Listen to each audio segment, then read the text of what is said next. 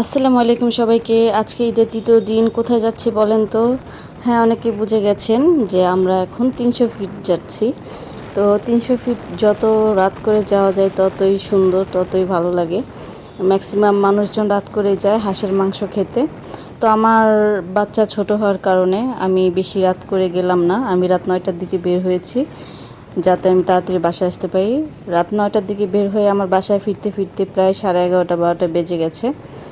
Maximum লোক রাত 12টার পরেই যায়। যত রাত হয় তত এখানে সব কিছু জাগ্রত হয়। তো আমার হাজব্যান্ড বলতেছে এখানে হাঁসের মাংস এত প্রসিদ্ধ, কুরবানির ঈদ, এর মাঝখানে সে হাঁসের মাংস খাবে, তার এখন আর গরু ভালো লাগতেছে না। যাই হোক, আমি আবার হাঁসের মাংস খাই না। হাঁসের মাংস, খাসির মাংস এগুলো আমি খাই না। সে হাঁসের মাংস খাবে আর আমি চেয়ে চেয়ে দেখবো, তা তো হয় না।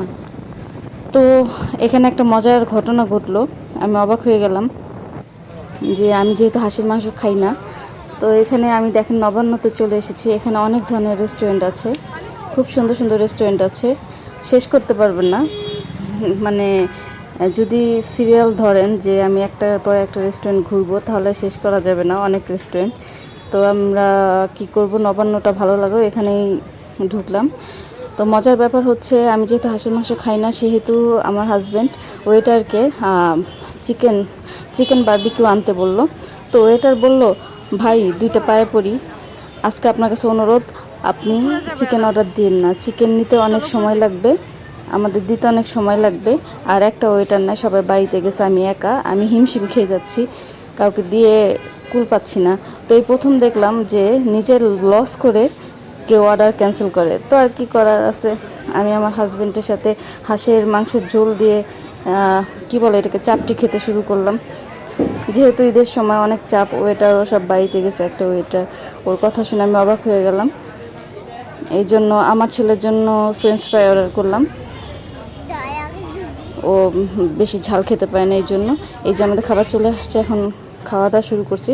আর আমার ছেলে যেখানে যাওয়া আছে না মানুষের সাথে, সে খুব খাতির করে ফেলে। এখানে বসেছিল একা একাই, এই মহিলা বাচ্চাগুলো এসে ওর সাথে গল্প করতেছে,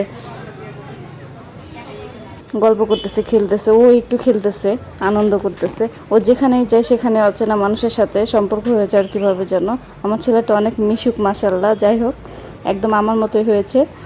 তো আপনারা চাইলে রাত করে 300 ফিট যেয়ে ঘুরে আসতে পারেন, আসলে ভালো লাগার মতো জায়গা, খুব ভালো লাগছে। এটা হলো ঈদের তৃতীয় দিন ছিল, খুব ভালো লেগেছে আমার, খুব সুন্দর। মানে রাত করে গেলেই ভালো। ভিড়টা যে খুব বেশি ছিল তা না, আস্তে আস্তে ভিড় কমতে থাকে। তা যে পর্যন্ত সবাই ভালো থাকবেন, আল্লাহ হাফিজ, ঈদ মুবারক।